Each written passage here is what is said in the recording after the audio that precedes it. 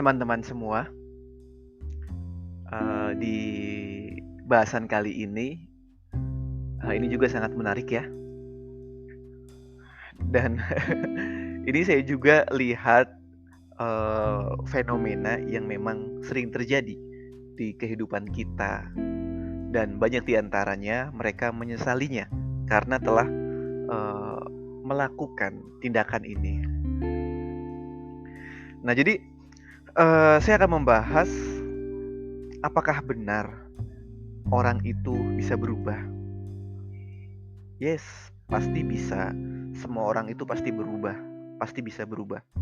Tetapi apakah kita bisa menjamin seseorang itu akan berubah menjadi orang yang baik?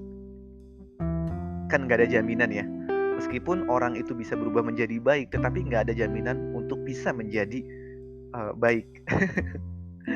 Nah, di sini ada salah satu postingan di media sosial yang mengatakan bahwa ketika ada orang yang sedang hancur karena ulahnya sendiri.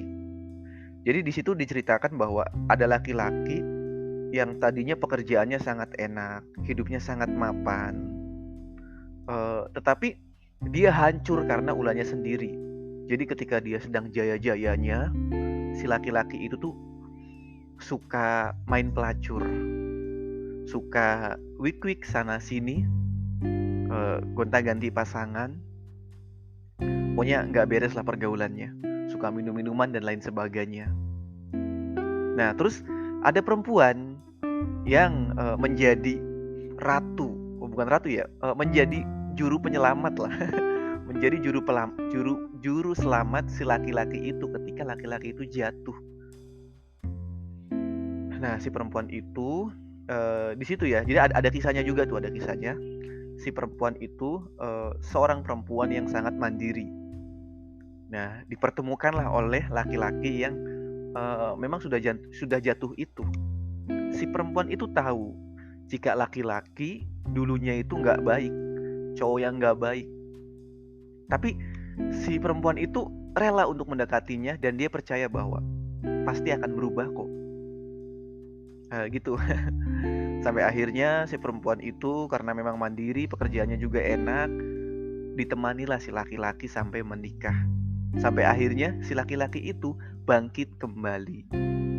Bangkit kembali tuh, usahanya sukses, bahkan lebih jauh suksesnya daripada sebelumnya, sebelum dia jatuh. Nah, ternyata beberapa tahun kemudian ketahuan bahwa si laki-laki itu suka open BO, suka minum-minuman lagi, suka party, main pelacur dan lain sebagainya. Dan akhirnya kecewa. Dulu itu laki-lakinya sering izin, maaf ya sayang, untuk hari ini aku ada rapat sama klien, hari ini aku mau ketemu sama customer, hari ini aku mau, pokoknya banyak banget alasannya. Dan si perempuan itu mempercayainya, oke, aku mencintaimu, lalu aku mempercayaimu. Nggak taunya bangkainya kecium juga. Ternyata laki-laki itu belum berubah. Laki-laki yang tadinya sedang jatuh, hancur, hidupnya nggak tahu arahnya mau dibawa kemana. Dan si perempuan itu rela untuk menjadi juru penyelamatnya, menyelamatkan hidupnya. Namun apa yang dibalas? Tidak ada balasan yang setimpal, malah ya dikasih susu dia membalas dengan air comberan. Nah, dari kisah ini saya tuh mau menekankan bahwa ketika kamu mencintai seseorang dan kamu tahu bahwa si perempuan itu kelakuannya atau keburukannya itu nggak bisa ditolerir lagi, nggak bisa kamu toleransi keburukannya ya karena udah main cewek ya, mungkin oke lah kalau misalnya main ceweknya cuma sekedar online gitu ya, cuman dan itu belum menikah gitu ya, cuman sekedar hai say halo gitu ya, tapi nggak berani untuk melakukan maaf hubungan badan dan lain sebagainya, apalagi sama pelacur ya, mungkin itu masih bisa dimaafkan. Tapi kalau misalnya udah zina secara langsung, secara fisik, selingkuh berkali-kali, mau mabukan, dan lain sebagainya ya, dan kamu tahu itu, kamu udah tahu bahwa laki-laki yang kamu cintai itu hancur hidupnya, lantas kamu berpikir bahwa uh, pasti dia bisa berubah kok, dan banyak orang-orang yang mengatakan bahwa aku pasti bisa merubahnya, baik itu laki-laki atau perempuan ya. Misalnya kamu laki-laki, kamu ketemu sama perempuan yang gak baik-baik, misalnya dia hancur hidupnya, kelakuannya buruk, dan kamu masuk ke dalam hidupnya dia, dan kamu berpikir, dan kamu yakin bahwa aku bisa merubah hidup dia. Yes, mungkin kamu mampu untuk merubah hidupnya. Yes, mungkin dia bisa. Tapi bagaimana jika kamu ternyata nggak mampu? Bagaimana ternyata orang itu sifatnya tidak bisa berubah? Karena karakter itu sesuatu yang memang sangat sulit untuk diubah. Sering ya nemuin teman-teman kamu mungkin ya, yang dia itu menjadi pahlawan. Mereka berpikir bahwa ketika menikah dengan orang yang lagi buruk-buruknya gitu, dan kamu yakin bahwa oh iya ternyata nanti dia bisa berubah gitu ya. Nah jadi sekali lagi saya mau menekankan bahwa urusan rumah tangga untuk menikah, kita itu jangan mengambil resiko gitu. Iya, jangan mencoba untuk mengambil resiko. Resiko di sini ya terhadap orang yang akan kita nikahin. Karena ini sangat bahaya sekali. Pernikahan adalah hubungan yang nikah apa ya? Ya kebanyakan orang yang menikah itu selamanya gitu ya, meskipun memang ada perceraian dan lain sebagainya. Cuman kan komitmen untuk menikah adalah untuk hidup selamanya bersama. Nah, gimana jika kamu hidup bersama dengan orang yang salah? Iya nggak? Apakah kamu nggak akan tekanan mental? Apakah kamu nanti nggak akan bunuh diri ketika menyadari bahwa ternyata kamu berada dalam hubungan yang toksik? Jadi ya di episode kali ini saya ingin mengungkapkan bahwa setiap orang itu pasti bisa berubah. Setiap orang pasti akan menemukan jalannya yang paling baik di dalam hidupnya. Namun kita nggak tahu apakah orang itu akan secepatnya bisa berubah. Mungkin kamu menikah dengan orang dan kamu yakin bahwa orang itu akan berubah. Berubahnya dalam jangka waktu berapa lama? Apakah nanti setelah kamu umurnya 60 tahun, 70 tahun ketika udah menjadi nenek-nenek terus pasangan kamu berubah? Kan kita nggak tahu. Jadi pokoknya intinya ya, kita harus hati-hati deh. Jangan sampai kita itu buta karena cinta. Buta karena cinta, tak perlu kau tanyakan. Ya intinya cinta itu ya memang banyak orang yang mengatakan bahwa aku buta karena dia. Seakan-akan tuh tai bagaikan emas. Yes, betul. Persoalan cinta kayak gitu. Cuman ya seperti kemarin saya juga bahas bahwa otak manusia itu sangat rasional ketika difungsikan dengan benar.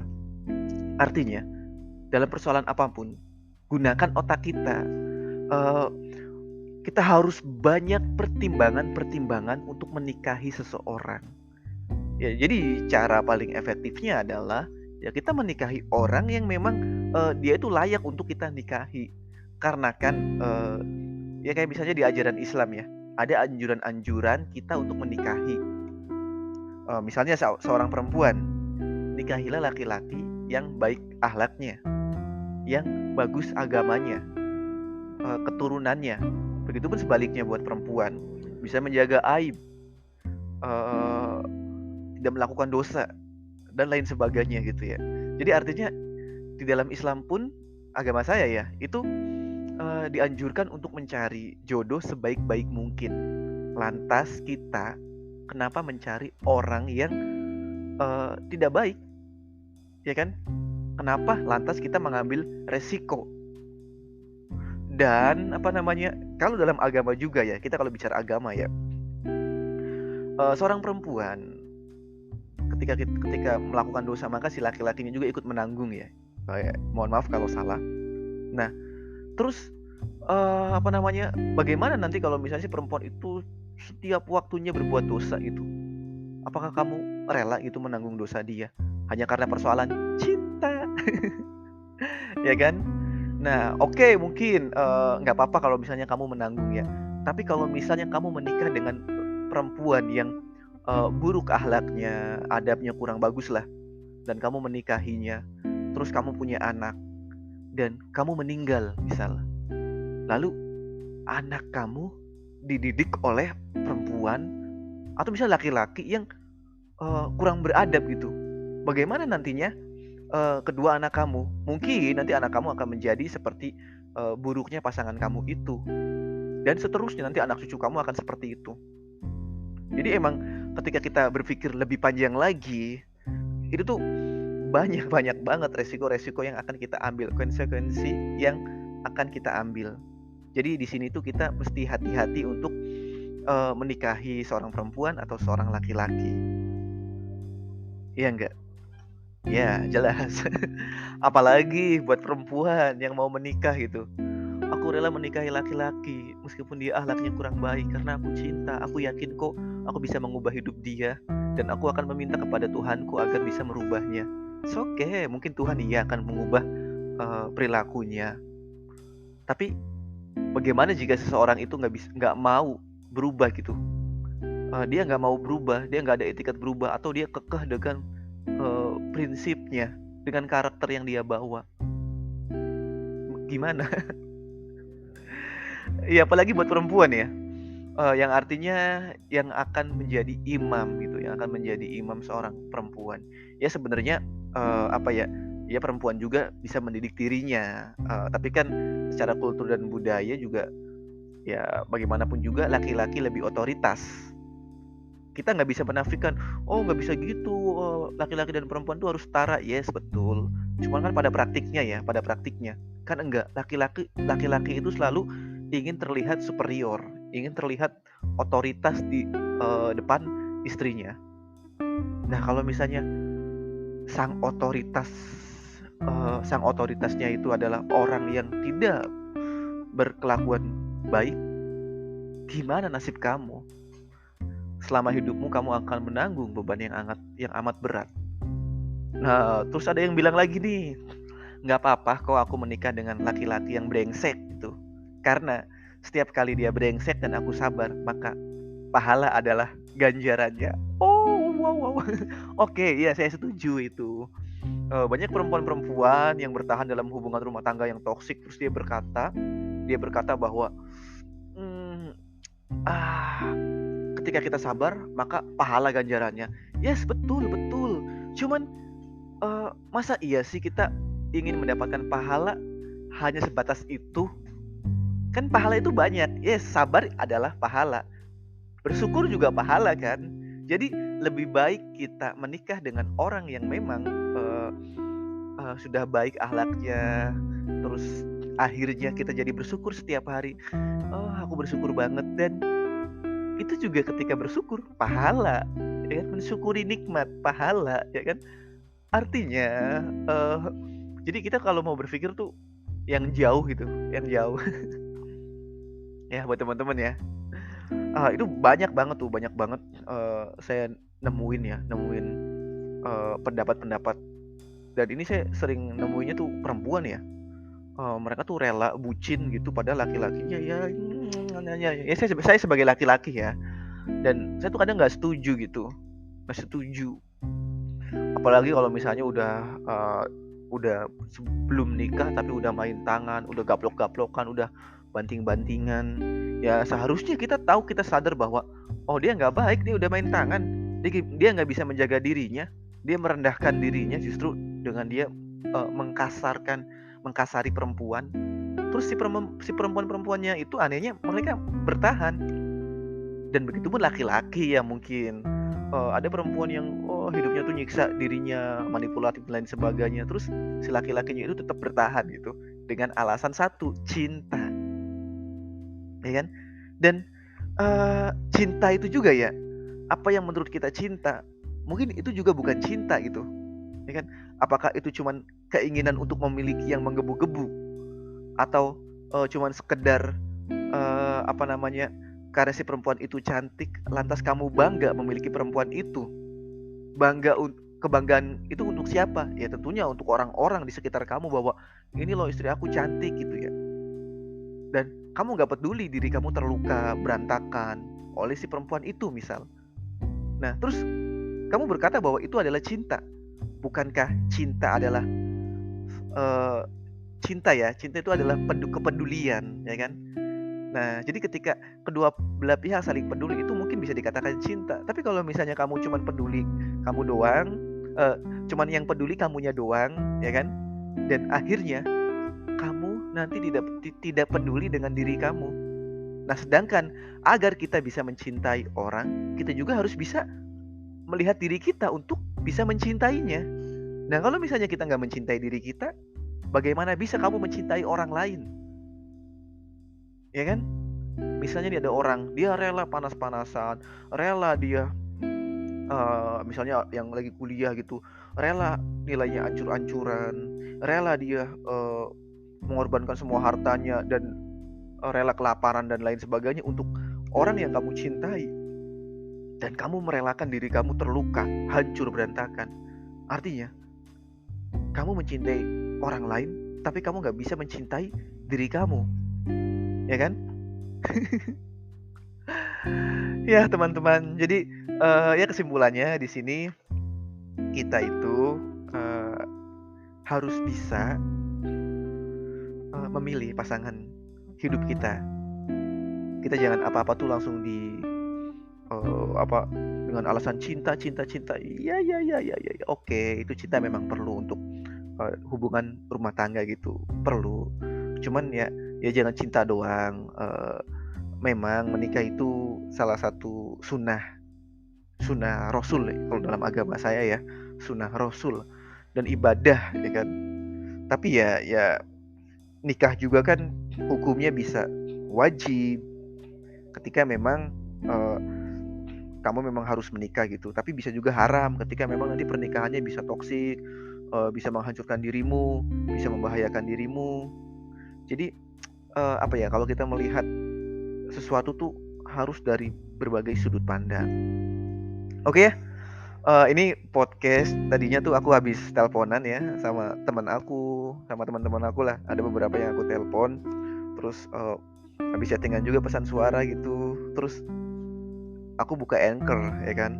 Nggak tahu ini bacanya Ancor apa Anchor ya. Tapi saya biasa nyebutnya Anchor ya. Saya buka Anchor dan ini saya rekamannya melalui aplikasi Anchor buat podcast ini ya. Jadi seperti biasa, podcast ini pesan cinta itu selalu spontanitas. Ya makanya harap dimaklumi ketika nanti ada sesuatu yang kurang koheren gitu, kurang berkaitan, nggak komprehensif, terus nggak menyeluruh gitu, kurang sistematis apa pembahasannya. Ya mungkin nih ya karena spontanitas ini tanpa skrip. Jadi kayak orang lagi ngobrol gitu. Oke ya, terima kasih banyak buat teman-teman sudah berkunjung di podcast ini pesan cinta. Buat teman-teman yang memiliki cerita yang menarik, silakan untuk membagikan ceritanya ke podcast kami. Teman-teman bisa mengunjungi Instagram atau Twitter kami @inipesancinta. Disambung ya, @inipesancinta. Nanti teman-teman bisa DM-an sama saya, atau mungkin Bang, aku mau ngomong di podcast Abang gitu. Nanti kita bisa bercakap-cakap, nanti obrolan itu kita rekam dan nanti kita masukkan ke podcast ini. Oke ya teman-teman. Dan kalau misalnya kamu malu gitu ya, aku nggak mau ngomong, aku cuma mau bercerita aja, dan tolong nanti ceritanya Abang sampaikan di podcast, lalu kasih masukan-masukannya gitu. Nah, oke, mungkin akan saya bahas itu dan saya anonimin. Jadi nanti namanya saya sensor, nggak saya sebutkan. Jadi buat teman-teman langsung aja berkunjung ke Instagram atau Twitter @inipesancinta. Terima kasih, sampai jumpa.